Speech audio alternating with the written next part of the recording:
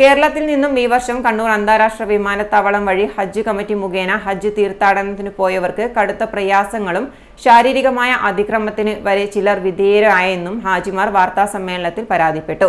June 7-8 തീയതികളിൽ പോയവരും 573 number കെട്ടിടത്തിൽ താമസം ക്രമീകരിച്ച 160ഓളം പേർക്കുമാണ് വിവിധ തരത്തിലുള്ള പ്രയാസങ്ങൾ നേരിട്ടത്. ഇതേക്കുറിച്ച് അന്വേഷണം വേണമെന്നും നിയമ നടപടി സ്വീകരിക്കണമെന്നും ഇതിനായി രൂപീകരിച്ച ആക്ഷൻ കമ്മിറ്റി ഭാരവാഹികൾ അറിയിച്ചു.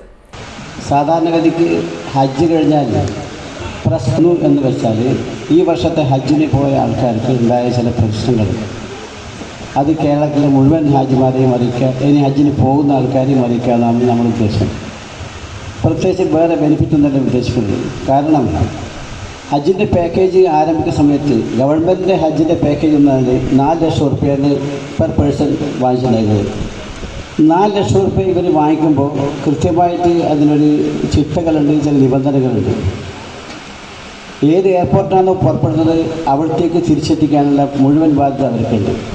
ഹജ്ജിൻ്റെ വേളയിൽ ഇവിടുന്ന് പുറപ്പെട്ടു കഴിഞ്ഞാൽ ജിദ്ദ എയർപോർട്ടിൽ നിന്ന് ഇവർ താമസിക്കുന്ന പ്രദേശം എവിടെയായാലും വേണ്ടില്ല, അസീസി ആവട്ടെ, നസീം ആവട്ടെ, എവിടെയാവട്ടെ, അവിടത്തേക്ക് എത്തിക്കാനുള്ള ട്രാൻസ്പോർട്ടിങ്. അവിടുന്ന് മിന 7 ദുൽഹജ്ജ് 7, 8, 9, 10, 11, 12, 13 ഇത്രയും ദിവസം മീനയിലുണ്ടാവണം. ഈ മീനൻ്റെ ക്യാമ്പ് അത് ഹജ്ജിൻ്റെ പാക്കേജിൻ്റെ ഭാഗമാണ്. തീർത്ഥാടകരുടെ മക്തബ് നമ്പർ 161 ആയിരുന്നുവെങ്കിലും താമസ സൗകര്യമൊരുക്കിയത് മക്തബ് നമ്പർ 284 തീർത്ഥാടകർക്കൊപ്പമായിരുന്നു. താമസ സൗകര്യവും മക്തബ് നമ്പറുകളും വെവ്വേറാവുക എന്ന ഗുരുതര പിഴവാണ് ഇന്ത്യൻ അധികൃതർ വരുത്തിയത്. ഇതാണ് എല്ലാ പ്രശ്നങ്ങൾക്കും കാരണമായത്. ഇത് കാരണം അനുഭവപ്പെട്ട ശാരീരിക മാനസിക പ്രയാസങ്ങൾ വിവരണാതീതമാണ്.